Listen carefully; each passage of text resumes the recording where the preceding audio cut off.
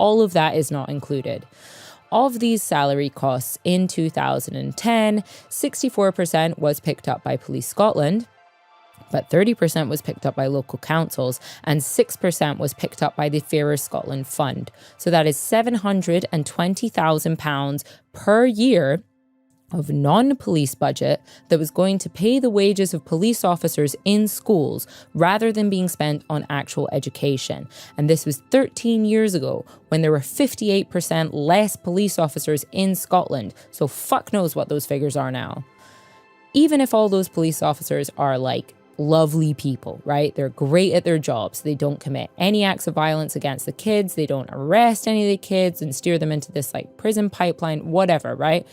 That money could still be better spent on people who are actually specifically qualified to A, work with children, and B, deliver education. All right.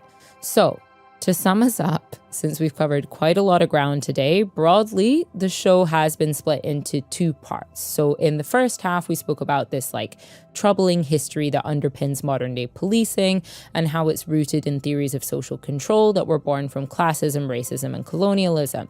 In the second half of the show, I've taken you on a bit of a like whistle-stop tour of some of the less analysed areas of police injustice that exist today, namely the encroachment of policing-based responses in the areas of mental illness, homelessness, and education. Now, to finish off, I want you to cast your minds back to the coronation of King Charles in May 2023. So, the much obviously beloved Met Police were out in full force to peacefully facilitate the crowning of our new king, and by that I mean they were there to arrest civilians for being in possession of the following items: bits of cardboard, rape alarms, and zip ties. In total, 64 people were reported to have been arrested on Saturday, May the 6th, and 52 of these were arrested explicitly for suspicion that they would attempt to disrupt the royal procession. In the days that followed, several viral videos circulated on social media showing the arrest of 6 protesters from the protest group Republic as they unloaded placards from a van. It initially appeared that they were being arrested for participating in an unlawful protest, but it was later reported that this group had actually engaged with the Met Police's so-called protest liaison team ahead of the event, meaning that, despite very clearly being an organized protest group, they've made the placards, they have the t-shirts, they have the van, all that good, logistical stuff, none of which, screams guerrilla warfare tactics, right?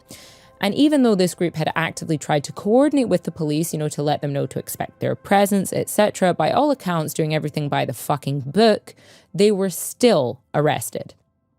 In this instance, the Met used the new Public Order Act, which conveniently received royal assent just 4 days before the coronation, to justify this clampdown on civil right to protest as a protection against so-called public nuisance.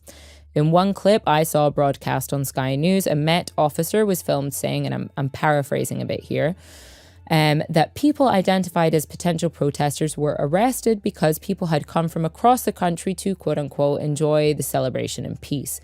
Which I think is pretty revealing, right? Because presumably these protesters had also come from across the country to exercise their democratic right to protest.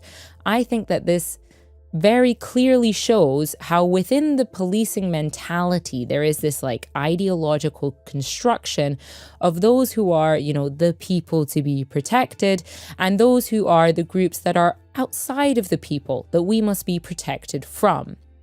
This is really the overarching point that I've been trying to make throughout the show. The police are not your pals, and the extent to which they will protect you is completely dependent on the extent to which they view you as being within the people, a category which is itself constructed based on the ideological underpinnings of the police: racism, classism, sexism, and colonialism. To finalize this point, I want to talk briefly about a painting called Eviction Scene by Irish artist Daniel MacDonald. So it was painted in 1850.